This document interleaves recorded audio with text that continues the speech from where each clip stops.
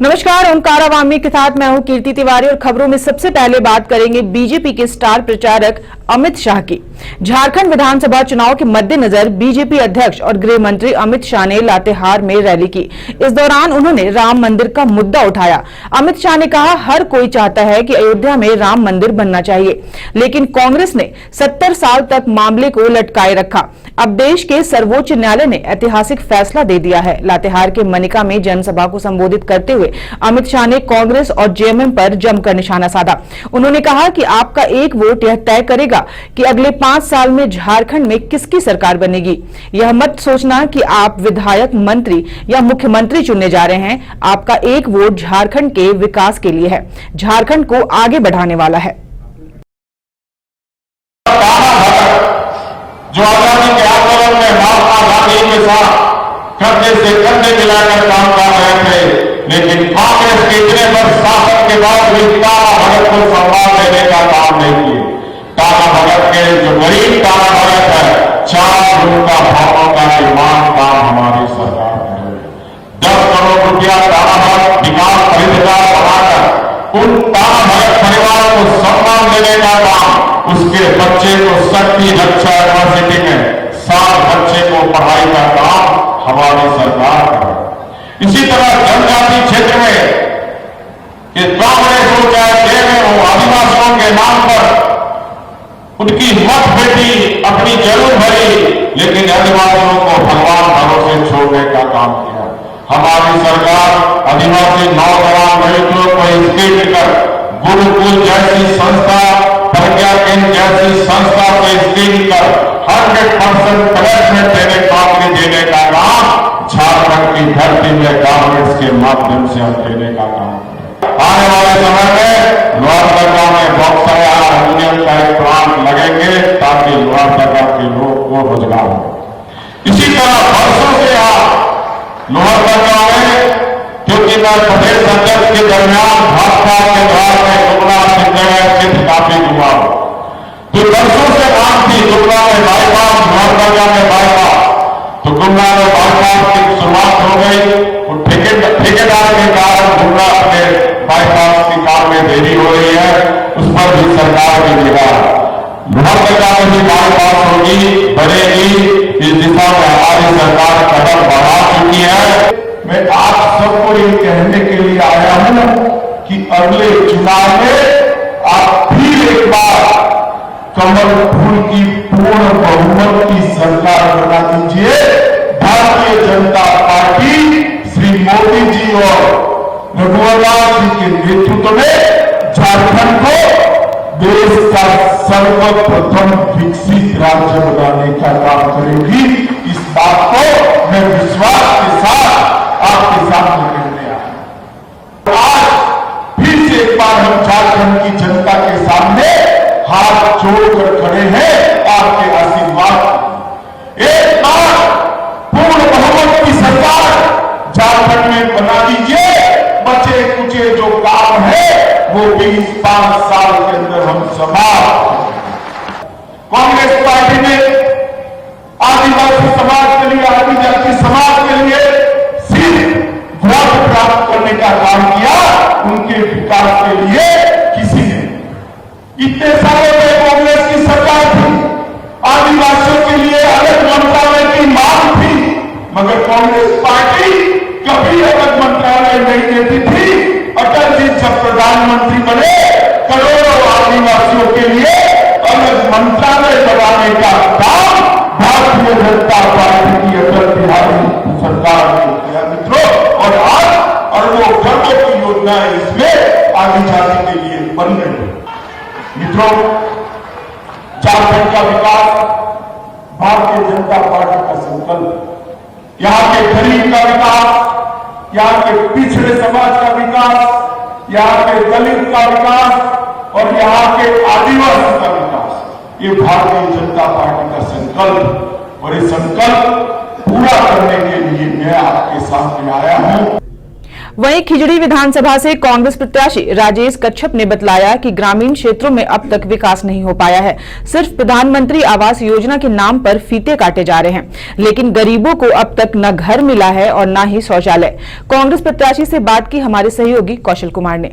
ओंकार अवामी और मैं हूं आपके साथ कौशल कुमार। इस वक्त समाहरणालय में हैं और आज खिजड़ी विधानसभा से राजेश कच्छप कांग्रेस के प्रत्याशी हैं, नामांकन करने के लिए आए हैं अपने हजारों कार्यकर्ताओं के साथ में झारखंड मुक्ति मोर्चा के भी कई सारे कार्यकर्ता हैं। यहाँ झारखंड में झारखंड मुक्ति मोर्चा, राष्ट्रीय जनता दल और कांग्रेस तीनों मिलकर चुनाव लड़ रही है। कांग्रेस के प्रत्याशी हैं राजेश कच्छप जी, 2 मिनट का वक्त लेंगे। भाजपा को कितनी ज्यादा चुनौती, क्योंकि कहीं जा रहे बहुत विकास हुआ है, क्या बोलेंगे, कितना विकास हुआ है? देखिए, विकास तो गांव पे जाने पर दिखता है। इनका जो बोली है और जमीनी दरातर दोनों बहुत अंतर है। आज जब कौन तुरंत नहीं हुआ है इस सरकार से, एक छोटा जो कर्मचारी से लेकर के आंगनबाड़ी से लेकर के पारा टीचर से लेकर के इवन की शिक्षक और डॉक्टर तक तो लाठियां चला देवे, उसको हम कैसे करें? आखिर विकास किसके लिए? जनता के लिए। क्या रहेगा मुख्य मुद्दा खिजड़ी के लिए? खिजड़ी के लिए जो है जो घोषणा जो सरकार कर रही है, आज यह दुर्भाग्य है कि जो प्रधानमंत्री आवास योजना है उसका शिलान्यास करने के लिए हमारे सामान्य विधायक जाते हैं, इससे बड़ा दुर्भाग्य और आपका क्या होगा? कांग्रेस की सरकार में कभी भी इंदिरा आवास योजना का शिलान्यास करने के लिए नहीं गया। शौचालय का लोग शिलान्यास करवा रहा है, मतलब आप दिखाना चाह रहे हैं कि मैं काम कर रहा हूँ। इससे बड़ा दुर्भाग्य और जनप्रतिनिधि का क्या होगा?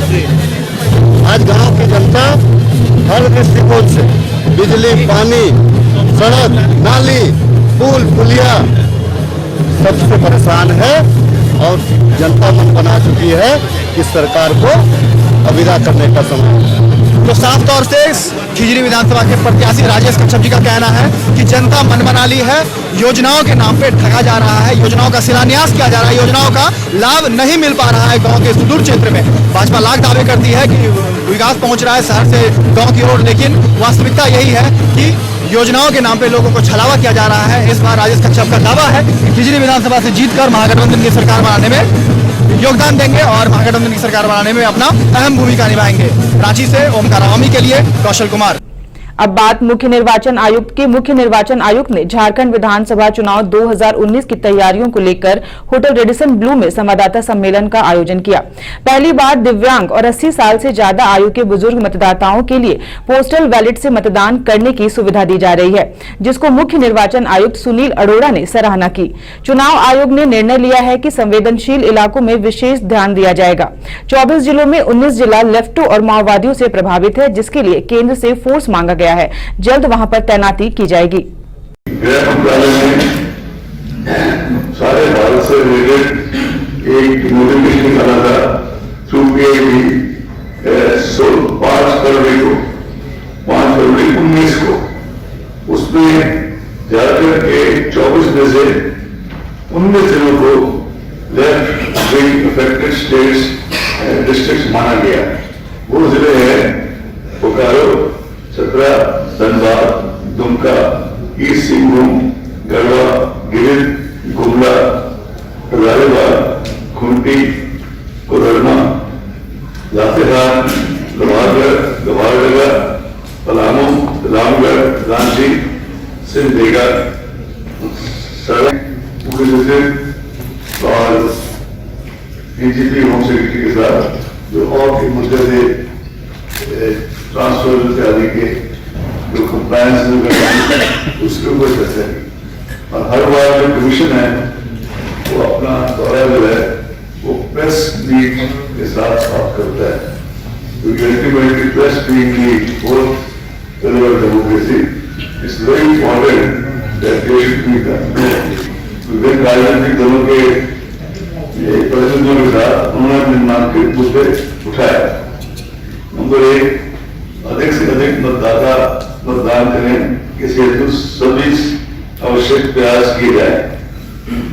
नंबर 2, चुनाव के दौरान धनबल का दुरुपयोग न हो और इस पर अंकुश रखने की कार्रवाई हो।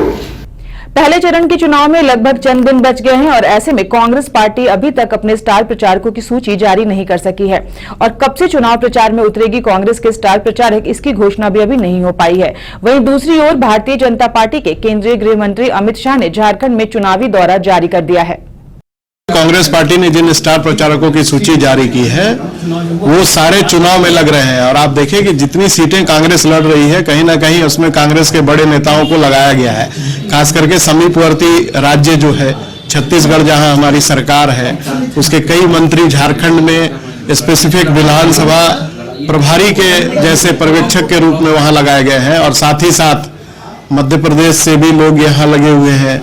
एआईसीसी के कई पदाधिकारी चुनाव में लगे हुए हैं। इसके अतिरिक्त जिन स्टार प्रचारकों की आप चर्चा कर रहे हैं, आने वाले दिनों में निश्चित रूप से उन सभी नेताओं का दौरा झारखंड में प्रस्तावित है और झारखंड के भी वरिष्ठ नेता जितने यहाँ हैं वो सारे लोग, अभी चूंकि नामांकन का दौर चल रहा है, नामांकन का दौर समाप्त होते ही जो कार्यक्रम है उसका निर्धारण होगा और उस अनुसार जो वक्ता होंगे उन सभाओं को जाकर के जनता के बीच में अपनी बातों को रखने का काम करेंगे।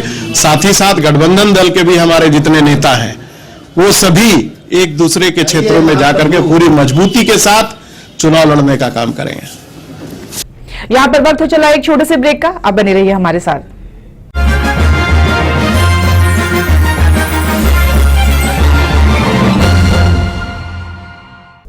ब्रेक के बाद आपका स्वागत है। बात करेंगे हटिया से जदयू प्रत्याशी की। हटिया से जदयू के प्रत्याशी मोइनुल हक का वादा है कि जदयू की सरकार अगर झारखंड में बनती है और अगर वे जीतते हैं तो युवाओं को रोजगार मुहैया कराना सबसे पहली प्राथमिकता रहेगी।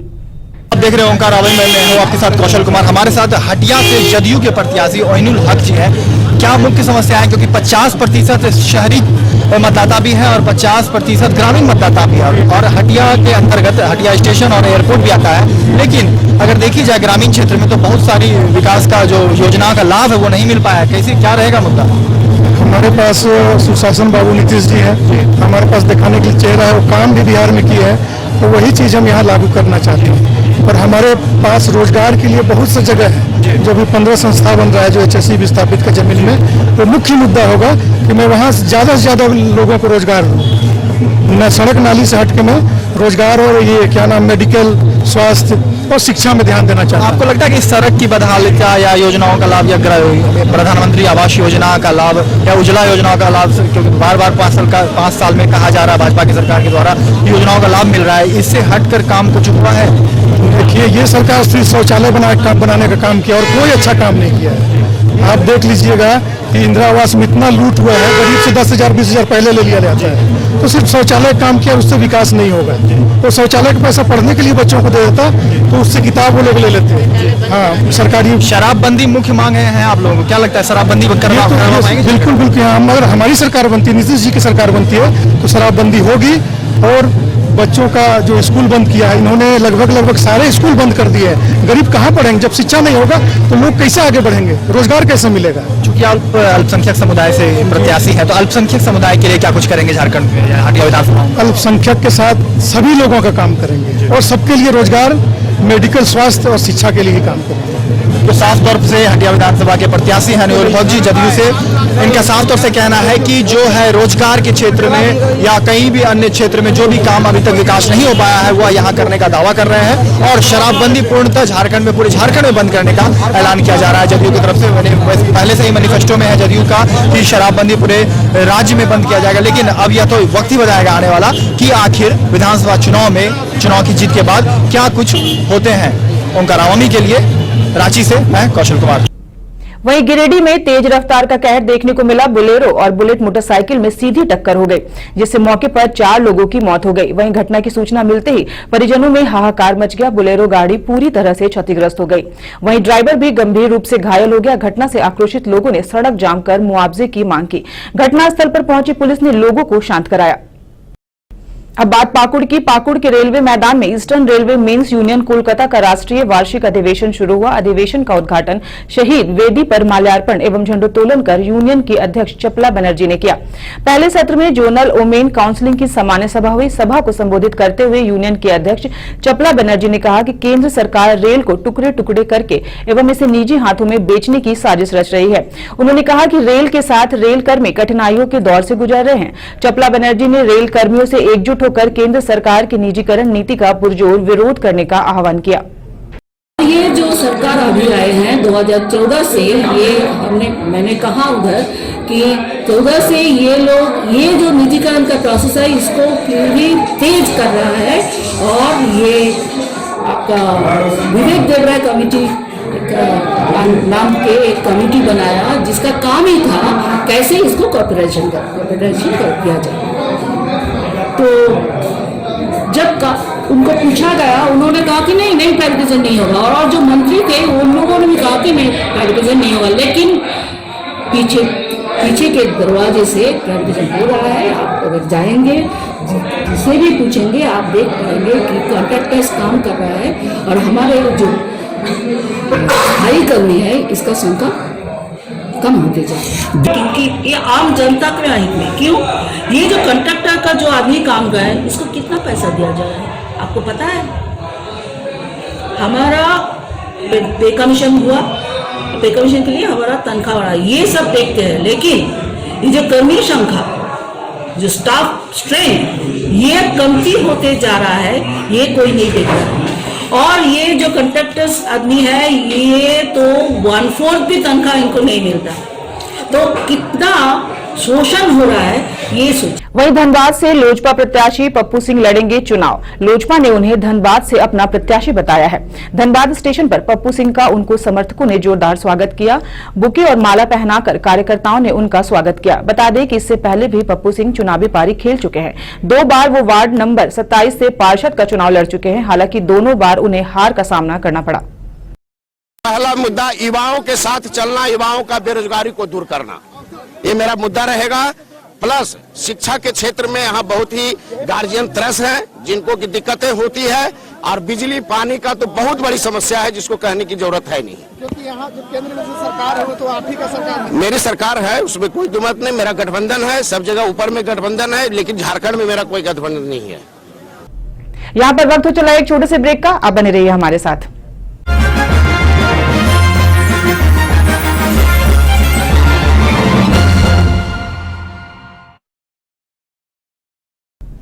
ब्रेक के बाद आपका स्वागत है। खबरों में आगे बढ़ेंगे। डोरंडा के निर्मला कॉलेज में मतदाता जागरूकता कार्यक्रम का आयोजन किया गया। इस कार्यक्रम में छात्राओं को मतदान के प्रति जागरूक किया गया। छात्राओं को निर्वाचन विभाग की ओर से ईवीएम वीवीपैट मशीन का प्रदर्शन कर उसके बारे में जानकारी दी गई। क्या कहा छात्राओं ने, आप भी सुनिए। आज हमारे कॉलेज में भारत निर्वाचन के लोग आए थे और उन लोगों ने कार्यक्रम रखा था। आज हम लोगों ने यहाँ पे बहुत कुछ जाना कि ये मेरा पहला वोटिंग ईयर है, तो आज हम लोगों ने जाना कि किस तरीके से क्या प्रोसीजर होता है, हमारे मत का कितना यूजफुल होता है वो हमारे लिए, कि हम लोगों को देना चाहिए वोट जा करके। जागरूक करने के इन लोगों ने बहुत कोशिश किया एंड आई थिंक ये बहुत हद तक हम लोग सुने हैं, हम लोग समझे हैं इस चीज़ को एंड हम लोग उसको अप्लाई भी करेंगे। वहीं रांची के इरबा शाइन वैली स्कूल में वर्ल्ड टेलीविजन डे के अवसर पर बच्चों ने अपनी कला का प्रदर्शन किया। इस दौरान शिक्षकों ने बच्चों को प्रोत्साहित किया। बच्चों ने टेलीविजन के उपयोग और दुरुपयोग पर प्रकाश डाला। इस मौके पर प्रिंसिपल अजहर हबीब ने बच्चों का मनोबल बढ़ाया और प्रोत्साहित किया। इस बुलेटिन में फिलहाल इतना ही। खबरों पर अपनी अपडेट और नजर बनाए रखिए। नमस्कार।